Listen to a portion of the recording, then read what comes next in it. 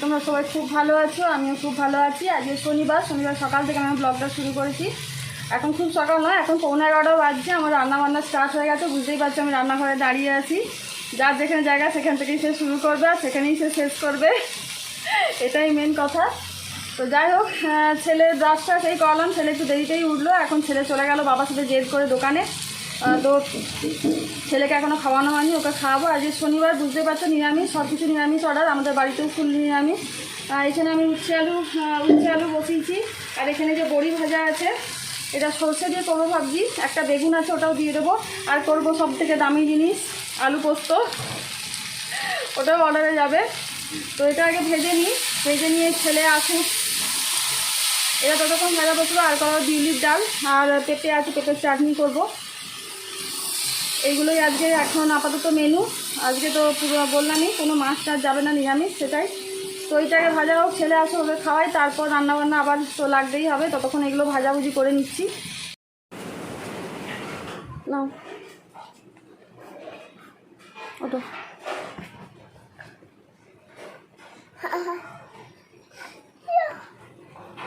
ছেলে চলে এসছে। ছেলে এখন বিস্কুট নিয়ে বসেছে খেতে। তো ওইটা খাক, তারপর পরে খাওয়াবো।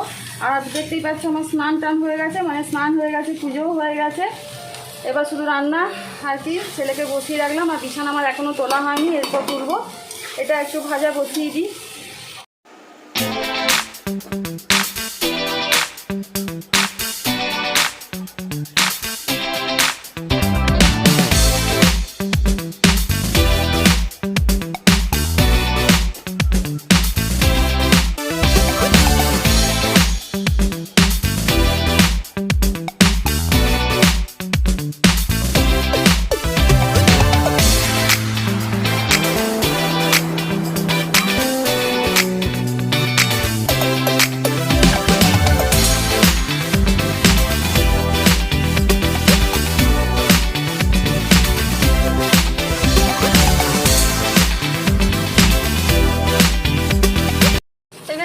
আলুটা আমার হয়ে গেছে, আর বিউলির ডালটা বসালাম। দেখতেই পেলে অনেকটা পরিমাণ ডাল, মানে আমার অর্ডারটা আবার বেড়ে গেল। আলু পোস্ত তো লাগবে, আবার ঝুরি আলু ভাজারও অর্ডার চলে এসছে। তো আবার আলু ছুলে আমাকে ঝুরি আলু ভাজাটাও পরে করতে হবে। তো ভেবেছিলাম কম হবে, আলু পোস্তটাও করে আর উচ্ছে আলুটা হলেই আমার হয়ে যেত, কিন্তু এখনও মানে বেড়ে গেল চাপ, তো আরও করতে হবে।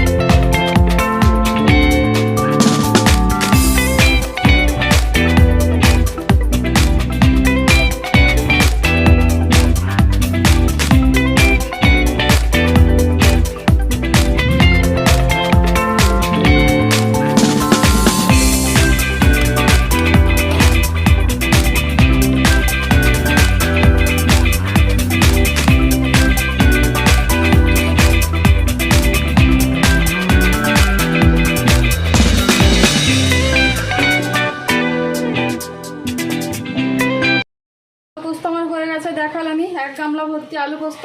আর ডালটা দেখে নাও,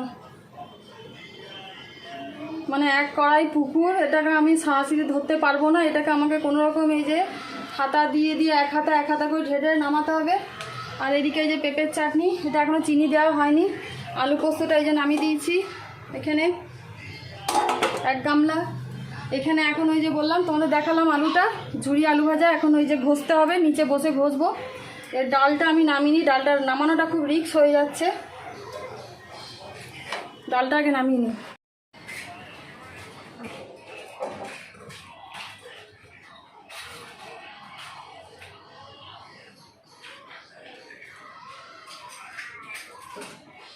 এটা বিউলির ডাল করেছি, এটা বিউলির ডালে প্রথমে ফোড়ন, গোটা জিরে, শুকনো লঙ্কা আর হিং দিয়েছি। আর লাস্টে একদম নামানোর আগে আদা আর মৌরি বাটা দিয়েছি। বিউলির ডাল কিন্তু আদা আর মৌরি বাটা দিলেই একটা আলাদা গন্ধ আছে, আর হিং দিলে তো গন্ধ আসেই।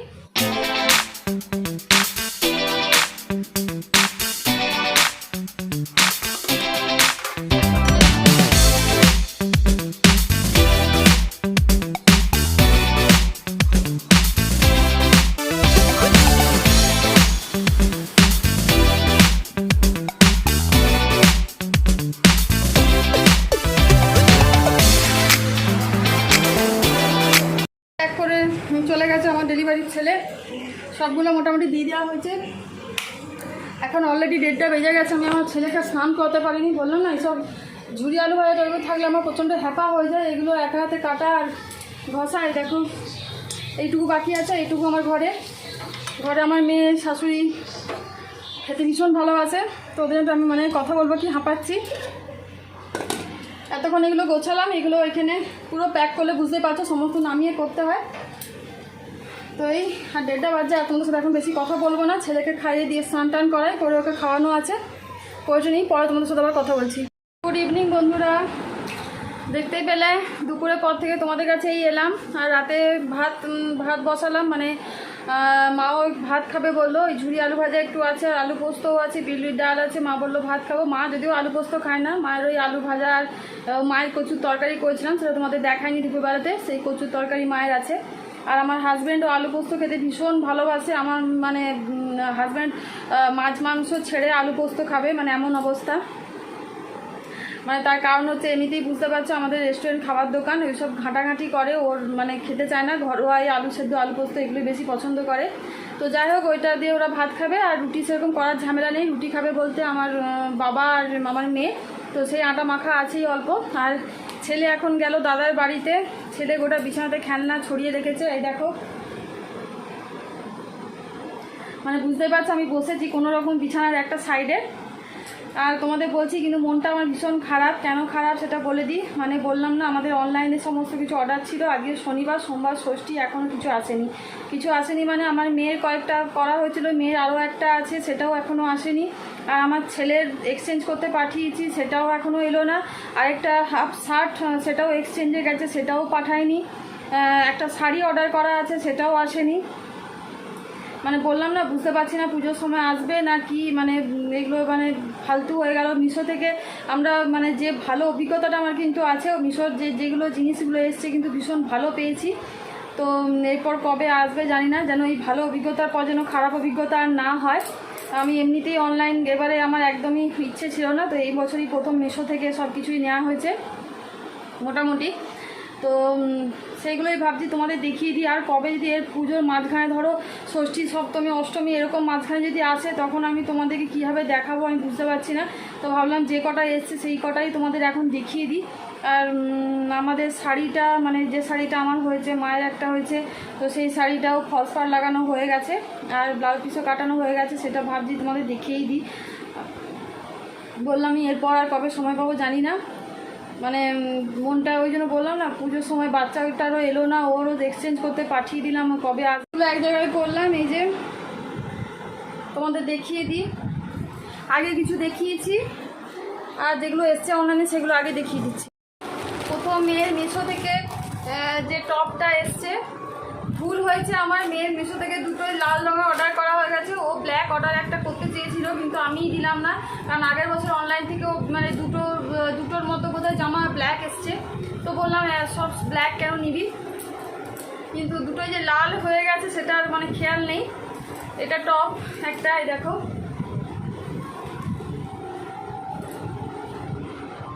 এরকম টাইপের, মানে শর্ট যে টপগুলো হয় জিন্সের সাথে পরার, কাপড়টা কিন্তু ভীষণ ভালো। এই যে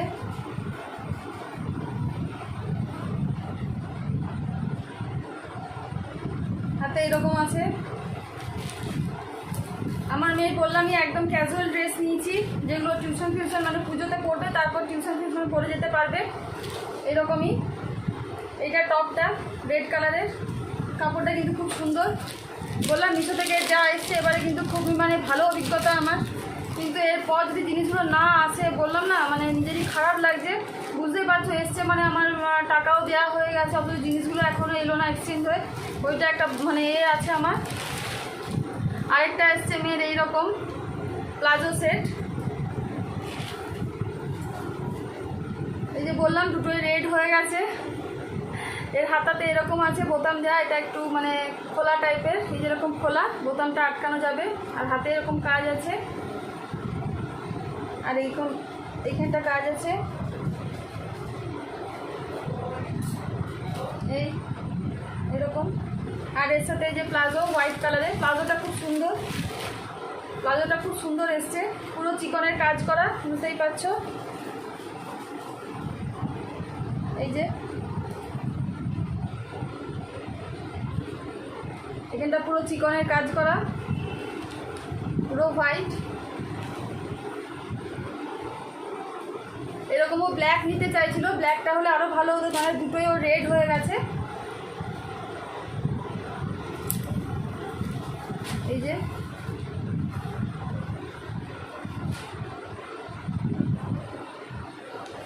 জামার কোয়ালিটি ভীষণ সুন্দর, কাপড় কিন্তু খুব ভালো এসছে, মানে দাম অনুযায়ী জিনিসগুলো খুবই ভালো এসছে।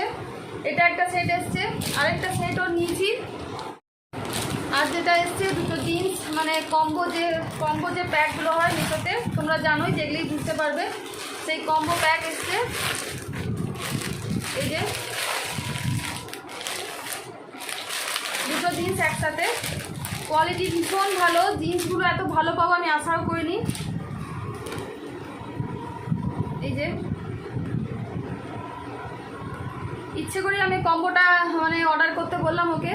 এই জিন্স ফিন্স এইগুলোই তো পরে টিউশন যায় বিভিন্ন জায়গাতে, ওদের যাওয়ার পক্ষে এই জিন্সগুলোই সুবিধে। এই যে আরেকটা জিন্স তো এখান থেকে লোকাল মার্কেট থেকে কিনেছি, তোমাদের দেখিয়েছি, যেগুলো অ্যাঙ্কেল জিন্স যেগুলো হয়। আর এগুলো ওই ন্যারো জিন্স, যেগুলো একদম ফিটিংস, দেখতে ভীষণ ভালো লাগছে। আর কালারগুলো খুব সুন্দর আর খুব সফট, কাপড়গুলো ভালো।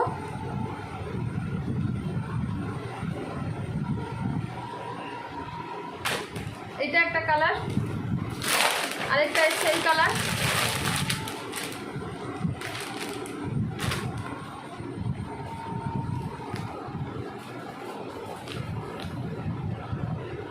এটা একদম ডেনিম কালার, যেটা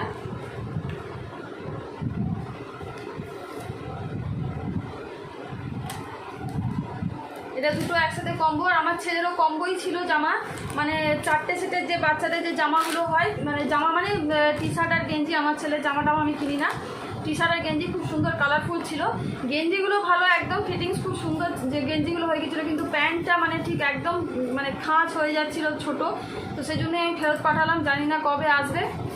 তো এই যে মেয়ের মোটামুটি হয়ে গেছে, মেয়ের জাম্পস্যুট অর্ডার দেওয়া ছিল, সেটাও এখনও আসেনি। মেয়ের এটা তো হয়ে গেছে, জাম্পস্যুটটা যদিও বা পরে পেলেও হতো, হয়তো কালী পুজোর সময় যদিও বা পাই, তাতেও কোনো অসুবিধে নেই। কিন্তু মেয়ের এটার সাথে ভাবছি একটা শার্টের অর্ডার দেবো, কিন্তু এখন অর্ডার দিলে আর কবে আসবে তাও জানি না। তো মেয়ের এগুলো, আর মেয়ের তো আগে যেগুলো নিয়েছি তোমরা দেখিয়েছো। মেয়ের আরেকটা জিন্স নেওয়া হয়েছিল লোকাল মার্কেট থেকে, তোমাদের দেখিয়েছি। এই যে যেটা এই যে অ্যাঙ্কেল জিন্স, এটা তোমাদেরকে দেখিয়েছি। আরেকটা যেটা নেওয়া হয়েছিল সেটা এই যে ফ্রক, পেছনটায় যে এরকম বাঁধা বটম আছে, আর এই যে ফ্রক। মেয়ের তো এটা নেওয়া হয়েছিল, মেয়ের এই কমপ্লিট, মেয়ের এখনও আসেনি যেটা অর্ডার করা আছে। আর ছেলের তো দেখিয়ে দিয়েছিলাম যে দুটো তোমাদের, ছেলের তো এটাও দেখানো আছে তোমাদের। আর এটাও নিয়েছিলাম, এটাও দেখানো আছে। আরও 4টে আসার কথা, সেটা ওই যে বললাম এখনও আসেনি, জানি না কবে আসবে।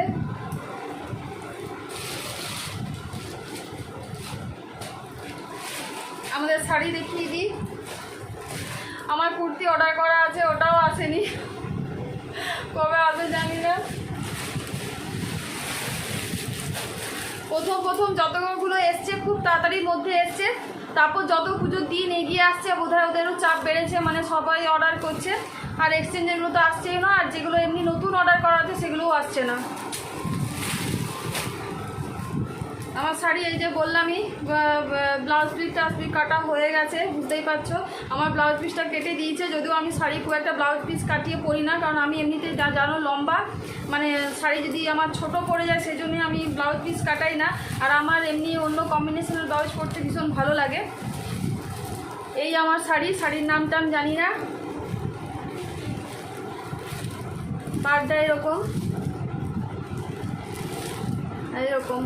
এখানে এইগুলো পুরো বডিতে কাজ করা আছে। এইটা আঁচল, এই আঁচল নয় সরি, এটা পাড়টা। এই যে দেখতেই পাচ্ছ পিকো ফলস হয়ে গেছে।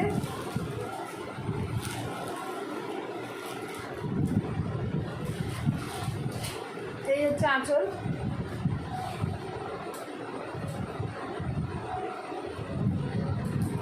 শাড়িটা কেমন হয়েছে বলবে।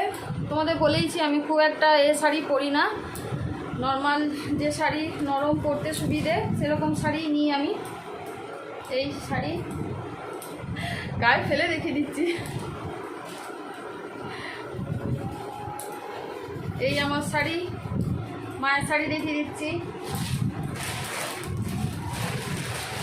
আরও শাড়ি মিশোতে অর্ডার করা আছে, এখনও আসেনি। মায়েরও ব্লাউজ পিস কাটা হয়ে গেছে, সব প্লাস্টিকগুলো নিচে উড়ে উড়ে চলে যাচ্ছে। মায়ের পুরো শাড়িটা এই যে এরকম পুরো কাজ করা, গুজরাটি কাজ করা।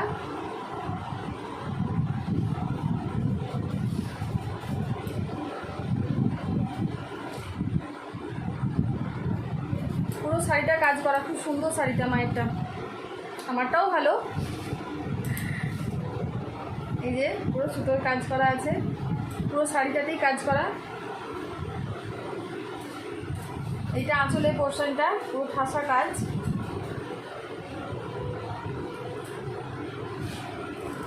এই আর ছেলেদের কি দেখাবো, বললামই একটা হাফ শার্ট ফেরত গেছে। আর আমার হাজব্যান্ড এই পুজোর সময় খুব একটা নিতে চায় না, আর পুজোর সময় আমাদের খুব একটা বেরোনো হয় না মানে আমরা ঠাকুর দেখতে যাই, কিন্তু আমার হাজব্যান্ড বুঝতেই পারছো বিজনেসের এই সময়টাতে আমাদের পিক টাইম, তো সেজন্য বেরোতে মানে সময় পায় না, ব্যস্ত থাকে। আমরা যাই কালী পুজোর সময়, যখন বাপের বাড়ি যাই তখন আমার হাজব্যান্ড মানে জামা কাপড় নতুন পরতে চায়, যেহেতু একটু ফ্রি থাকে।